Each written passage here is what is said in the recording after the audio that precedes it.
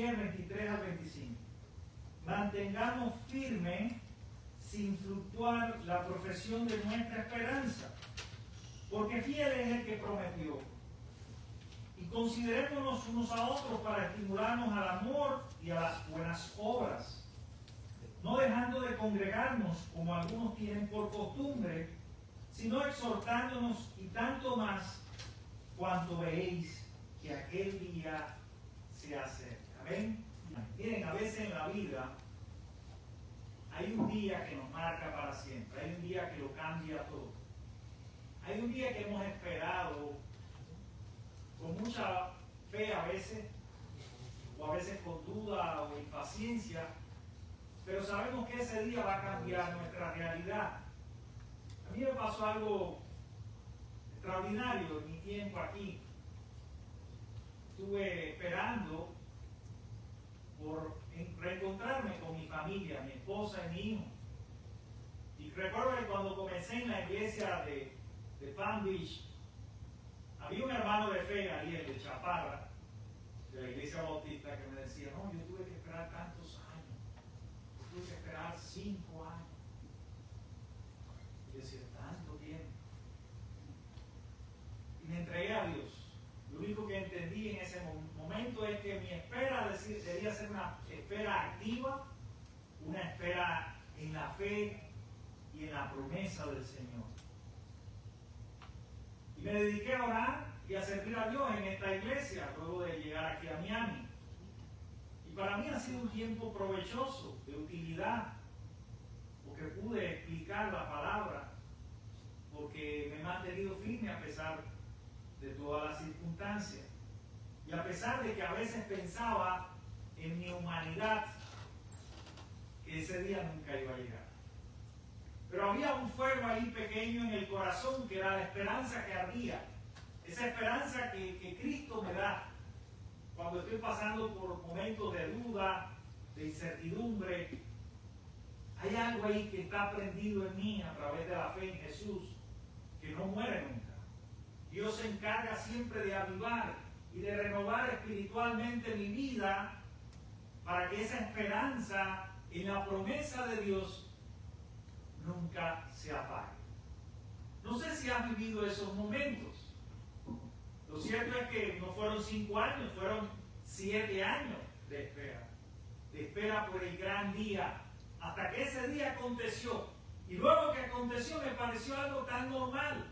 Yo esperaba emocionarme más, pero era tanta la certeza que ya tenía en ese momento de reencontrarme con mi familia, que lo tomé no como algo trascendente, sino como algo habitual cuando una persona confía en las promesas de Dios. ¿Por qué les cuento esto?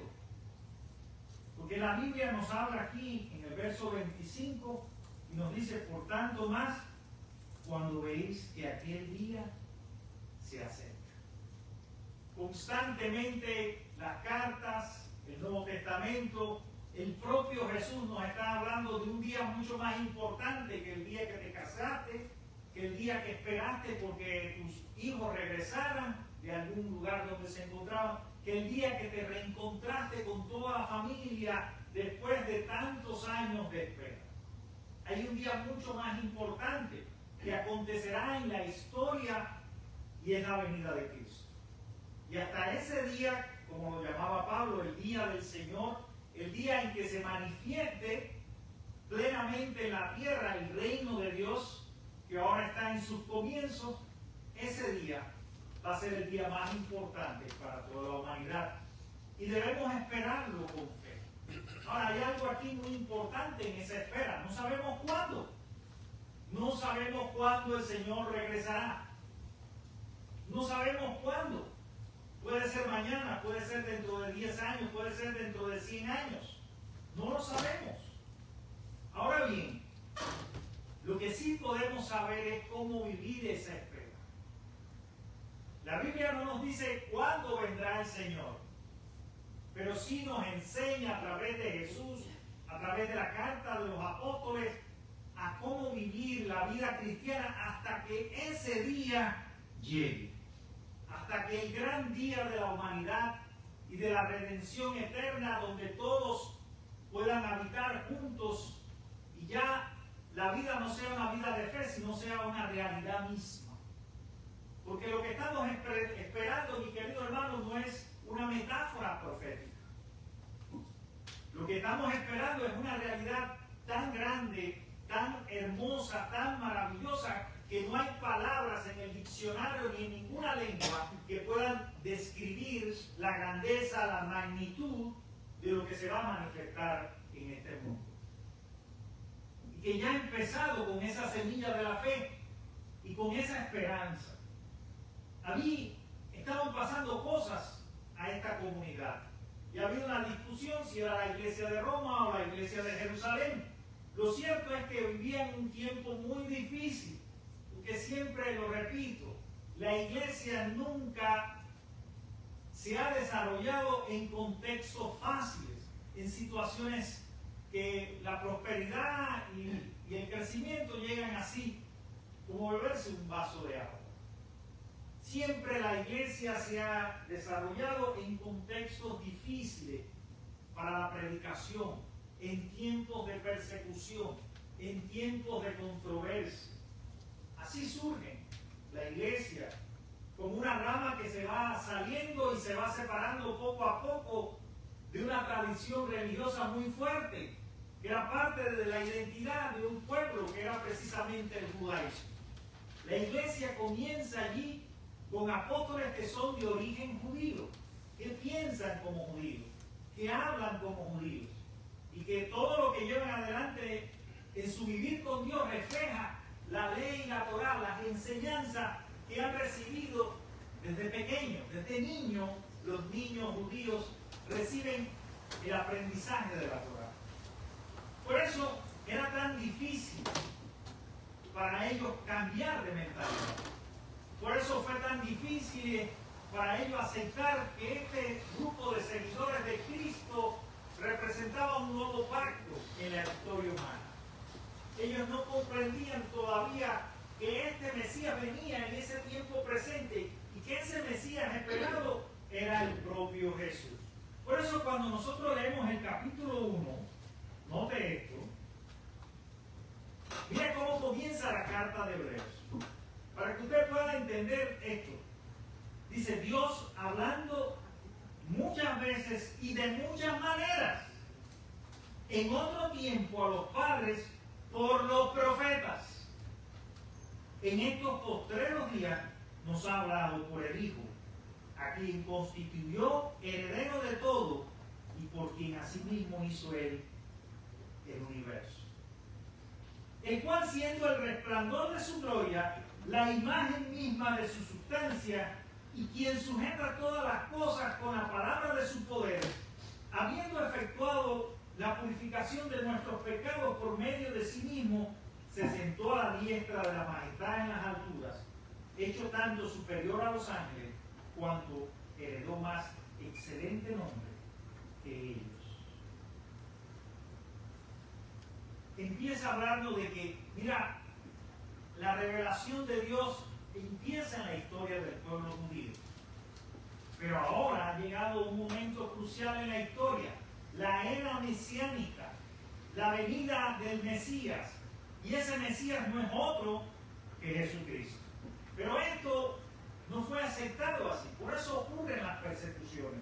Por eso las iglesias empiezan a surgir de manera escondida en las casas, como proscritos que se esconden, porque todavía hasta ese momento no tenían autoridad legal para dar sus cultos. Entonces, cuando comienza con la muerte de Esteban en Jerusalén, las persecuciones judías a estos cristianos que también eran judíos, pero que creían que Jesús era el Mesías, ese es el momento que Dios aprovecha en la historia para esparcirlos por el mundo, para causar en ellos una dispersión que en un momento se puede entender como algo malo, pero es todo lo contrario. Dios siempre ve más allá de las circunstancias, porque Dios es un Dios trascendente, que nos trasciende a nosotros como seres humanos y a nuestras realidades que nos circundan. Por eso Dios permite persecuciones, Dios permite la oposición, porque así la iglesia no se queda en Jerusalén, sino que empieza a crecer, empieza a llegar a Samaria. Y esa era la promesa del Espíritu Santo, la promesa que le había sido dada en Hechos 1:8. Y me seréis testigos, ¿dónde? En Jerusalén, en Judea, en Samaria y hasta los confines de la tierra. Ahí está el propósito escondido de Dios, que ellos no pueden entender ni siquiera en la magnitud que tú y yo lo entendemos, porque estamos mirando la historia hacia atrás, pero ellos la están viviendo. Y las cosas están sucediendo muy rápido delante de sus ojos, los milagros, las sanidades de Jesús, la crucifixión de Jesús. Y ahora, ¿qué hacemos? Viene el Espíritu Santo y le da el poder que necesitan para vencer sus miedos y salir de Jerusalén y llegar hasta los confines de la tierra. Pero eso, dicho así, suena fácil, pero tomó años. Hechos nos narran 30 años, los primeros 30 años de la vida de la iglesia. Pero ¿qué sucede aquí en Hebreos? Era una comunidad, evidentemente, como el nombre de la carta, eran judíos. Quizás habían nacido, o probablemente muchos de ellos se encontraban en la diáspora, si era precisamente la iglesia de Roma, que hay discusión sobre esto, aunque parte de la carta nos habla de los que son de Italia. Italia, ¿qué es lo que es? Pero en eso no voy a profundizar. Lo cierto es que ellos están viviendo un momento difícil, como en la congregación, y muchas personas están diciendo, bueno, mira, esta aventura de seguir a Jesús, miren el problema que nos hemos metido. ¿Por qué no volver atrás? ¿Por qué no seguir siendo judíos? Y empiezan a dudar de la promesa. Por eso, esta carta es tan importante. Y cuando usted lee los versículos que le anteceden, habla de no, por ejemplo, en el capítulo 2, de no deslizarse. Dice, por tanto, es necesario que con más diligencia atendamos a las cosas que hemos oído. No sea que nos deslicemos. Porque si la palabra dicha por medio de los ángeles fue firme, y toda transgresión y desobediencia recibió justa retribución, ¿cómo escaparemos nosotros si descuidamos una salvación tan grande? ¿Se dan cuenta de que hay un problema de fe grande ahí? Que hay muchas personas que se están deslizando, que están... Por eso este verso es tan importante, porque la exhortación aquí del autor bíblico es a mantenerse firme. Dice, mantengamos firme, sin fluctuar la profesión de nuestra fe, de nuestra esperanza, porque fiel es el que prometió. Mira, hay 3 enseñanzas aquí. 3 enseñanzas muy importantes. Lo primero es que Dios nos dice en esta mañana, no importa cuál sea tu circunstancia, no importa lo difícil que estés viviendo en tu fe, no importa incluso las dudas, no importa a veces tus pensamientos que te perturban y te dicen, ¿qué haces aquí? Mira, regresa de donde viniste. ¿Para qué te has metido en este problema? No importa nada de eso. Lo que nos dice la Escritura es persevera. La perseverancia del santo. Ya recibiste a Cristo, pero está siendo sacudido. La fe tuya está siendo probada. Persevera en ella. Eso es lo que le dice el autor bíblico en un primer momento. ¿Y cuál es el fundamento? ¿Cuál es la fuente de esa perseverancia? Para que no nos cansemos, para que no nos desanimemos cuando vienen problemas a nuestra vida. No es tu poder, no es la fuerza humana, no es tu sabiduría, no es tu inteligencia, no es tu conocimiento teológico de la Biblia. Es que Dios es fiel, amén. Es la fidelidad de Dios lo que te va a ayudar a permanecer fiel en los tiempos más difíciles, lo que te va a dar el poder espiritual para perseverar en medio de las pruebas y no caer en la trampa, porque lo que estaba en juego allí es que muchos estaban a punto de renegar de Dios, de desobedecer a Dios, de rebelarse contra lo que Dios le estaba mandando a hacer. Por eso el autor está claro y está viendo lo que está sucediendo en el orden espiritual en la congregación. Y le dice, no, perseveren. Aunque ustedes a veces no han sido fieles, perseveren en Jesús. Porque constantemente el libro de Hebreos nos está mostrando algo muy importante, que Jesucristo es lo supremo, lo mayor, es superior a Moisés, es superior a la ley, porque en Él se ha revelado plenamente la voluntad divina. Dios nos habló a través de los profetas, nos ha hablado a través de Moisés, pero ahora nos está hablando a través de ¿quién? Del Hijo. Entonces, es la revelación suprema de Dios para esta congregación que ahora está pasando por estos tiempos de persecución. Se sienten cansados, agotados de haberlo intentado una y otra vez. No sé si usted en algún momento se ha sentido así. Estoy intentando cambiar las cosas, estoy intentando cambiar las realidades. Pero hay algo que está fuera de mí que empieza a oponerse a eso que yo quiero lograr. Y entonces nos enfocamos de manera equivocada en nosotros mismos, en nuestro poder, en nuestra capacidad, en nuestra habilidad, cuando el poder y la fuente de ese poder está en Dios. Vienes aquí a los cultos y ¿a qué vienes? Vienes a recargar tu batería espiritual. No venimos a otra cosa. Por eso sigue diciéndole, mira, ustedes se van a mantener firmes si confían en que Dios es fiel, en que Dios nunca te va a abandonar. Aunque mi padre y mi madre me dejaren, aún Dios estará allí para velar conmigo y para cuidarme en todo momento. Él es el que me va a dar esa fuerza, por su gracia, por su amor, porque me ama. Y va a permitir que eso que yo un día profesé verbalmente se convierta en una realidad a través de mi testimonio y de mi vida, aún en tiempos de prueba. Lo segundo que nos dice ahí, y dice, y considerémonos unos a otros para estimularnos al amor y a las buenas obras. Estimular a las personas es tan importante por lo que son, por lo que hacen. Es tan importante. Y aquí la conversación gira ya no en torno a Dios y tu relación con Él, que es lo primero y lo más importante para encontrar en Él fortaleza, sino ahora se dirige a la iglesia, a esa comunidad de hermanos que un día profesaron a Jesús como Señor y Salvador, que entendieron que esta verdad era suficiente para ser salvos en su nombre, que entendieron que esto era lo que les iba a dar profundidad y trascendencia a su vida, y lo confesaron delante de todos. Un día tú y yo, los que somos miembros, digo, confesamos a nuestro Señor como ¿qué? Como nuestro Salvador, como el Señor de nuestra vida. Fue una decisión muy personal.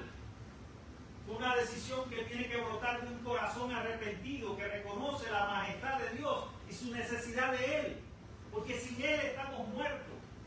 Nos falta el aire de la vida, el soplo de su Espíritu, que nos da fuerza y esperanza en medio de los tiempos más difíciles. Por eso, cuando estamos reunidos aquí adorando el bendito nombre de nuestro Señor y Salvador Jesucristo, todas las palabras que brotan de nuestros labios, todas nuestras acciones, toda la relación que hemos entretejido los unos con nosotros, deben manifestarse conforme al amor de Dios. Y todas las obras que vamos a hacer son buenas obras, porque de Dios no viene nada malo. Eso es muy importante. Entonces aquí el autor nos está diciendo algo. Mira, no se dejen tentar por las circunstancias. Si quieren mantener el fuego de la esperanza que Cristo les ha dado, manténganse unidos. Porque los carbones juntos son brasas que no se pueden apagar. Pero cuando se separan, pierden su vigor y no iluminan más, ni dan calor a nadie. Por eso, ¿cómo vamos a vivir hasta que Cristo venga? Esa es la pregunta que hoy Dios nos hace en esta mañana. ¿Cómo vamos a esperar su retorno, su encuentro con Jesús?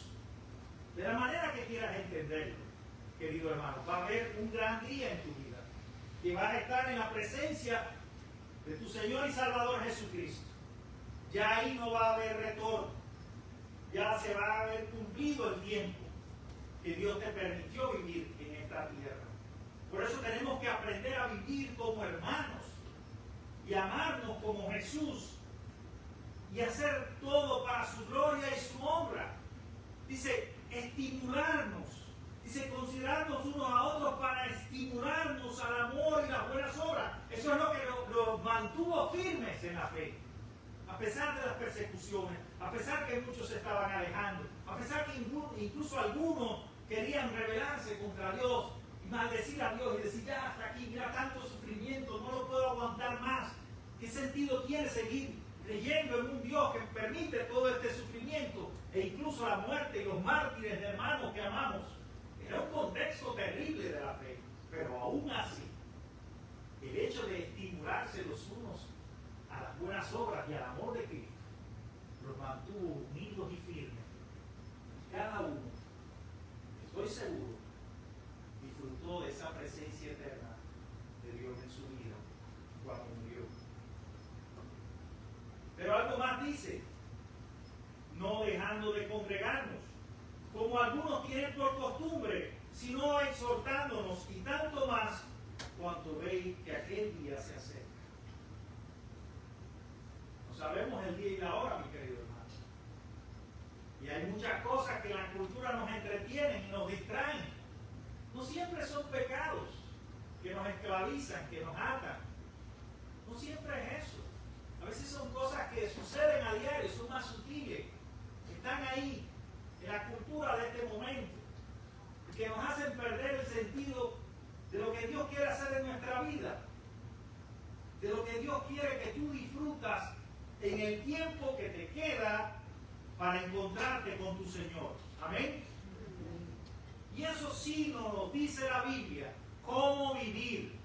La Biblia podemos encontrar lecciones maravillosas de cómo vivir hasta que el día llegue, hasta que el gran día de nuestro Señor Jesucristo llegue y se manifieste plenamente en esta tierra. Hasta ese momento debemos perseverar, debemos mantenernos firmes, debemos congregarnos, debemos estimularnos, porque la iglesia es algo muy importante. Mira, la fe y la esperanza usted la puede cultivar en su hogar de manera individual, pero el amor de Cristo es para manifestarlo los unos para con nosotros. Amén. El perdón es para manifestarlo los unos con nosotros. Las nuevas oportunidades que establecemos en las relaciones que hemos construido a través de los años son para manifestar precisamente ese amor que perdura y que es eterno y que nada ni nadie puede destruir porque viene del mismo corazón de Dios. Amén. Entonces vivamos en ese amor. Estimulémonos, ayudemos, oremos y hagamos buenas obras. No nos queda otra si queremos permanecer fieles y no dejar que el mundo venga sobre nosotros con sus ideas y nos arrastre por otro camino.